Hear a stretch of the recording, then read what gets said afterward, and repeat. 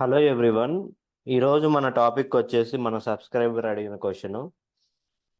So వీడియోలోకి వెళ్ళబోయే ముందు ఏంటంటే మీకు ఏమన్నా కెరీర్ రిలేటెడ్ క్వశ్చన్స్ ఉన్నా కానీ లేకపోతే ఇంటర్వ్యూ రిలేటెడ్ ఏమైనా స్పెసిఫిక్ టాపిక్ కావాలన్నా ఏమైనా మాక్ ఇంటర్వ్యూస్ కావాలన్నా కానీ కామెంట్లో పింగ్ చేయండి. సో సింపుల్గా అయిపోయి నేను కామెంట్కి రిప్లై ఇస్తాను, లేకపోతే కొంచెం డీటెయిల్గా ఎక్స్ప్లెయిన్ చేస్తాను, వీడియో మేక్ చేస్తాను. అండ్ మాక్ ఇంటర్వ్యూస్ అయితే ఎవరికైతే కావాలో చెప్పండి, నేను మాక్ ఇంటర్వ్యూస్ తీసుకుంటాను.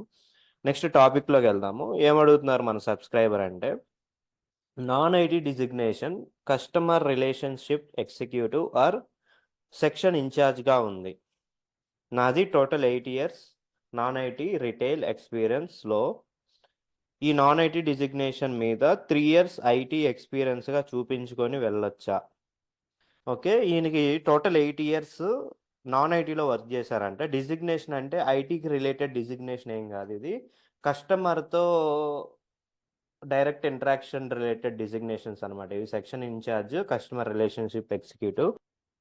ఐటీలో 8 years ఎక్స్పీరియన్స్ మీద కష్టం కాబట్టి 3 years ఎక్స్పీరియన్స్ పెట్టి వెళ్ళొచ్చా అని చెప్పి అడుగుతున్నారు.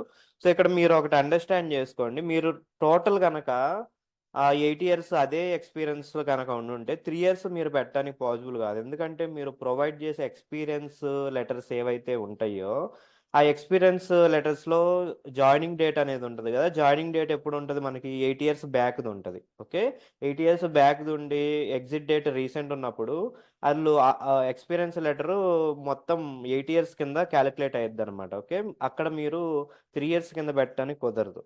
ఓకే, అలా కాకుండా మీరు ఈ నాన్ ఐటీలో కంపెనీ స్విచ్ అయ్యారు. ఓకే, లాస్ట్ 3 years నుంచి ఒక కంపెనీలో చేస్తున్నారు. ఓకే, ఫస్ట్ 5 years ఒక కంపెనీలో చేశారు. ఓకే, లాస్ట్ 3 years నుంచి ఇంకో కంపెనీలో చేస్తున్నారంటే ముందు ఎక్స్పీరియన్స్ తీసేసి ఓన్లీ 3 years వరకు మీరు పెట్టుకోవచ్చు. కానీ ఇక్కడ డిజిగ్నేషన్ అనేది ఏంటంటే మీకు కొంతమంది హెచ్ఆర్స్ పర్టికులర్గా పట్టించుకునే అవకాశం ఉంది, కొంతమంది పట్టించుకోరు అనమాట. ఓకే, మీరు రెజ్యూమ్లో అయితే మీరు ఏదైతే స్కిల్స్ ఆ టెక్నాలజీకి అప్లై చేస్తున్నారో డిజిగ్నేషన్ అదే మెన్షన్ చేయండి. మీరు ఎప్పుడైతే ఎక్స్పీరియన్స్ లెటర్ సబ్మిట్ చేస్తారో అప్పుడు ఈ కస్టమర్ రిలేషన్షిప్ ఎగ్జిక్యూటివ్ అనేది అందులో ఉంటుంది. ఓకే, అదర్ దెన్ దట్ మీరు మీ రెజ్యూమ్లో కానీ మీ ప్రొఫైల్లో కానీ ఎక్కడ ఈ డిజిగ్నేషన్స్ మెన్షన్ చేయొద్దు. మీరు ఏదైతే స్కిల్స్ ఆర్ టెక్నాలజీకి జాబ్ అనేది అప్లై చేస్తున్నారో దాని రిలేటెడ్ డిజిగ్నేషన్ పెట్టండి. ఓకేనా?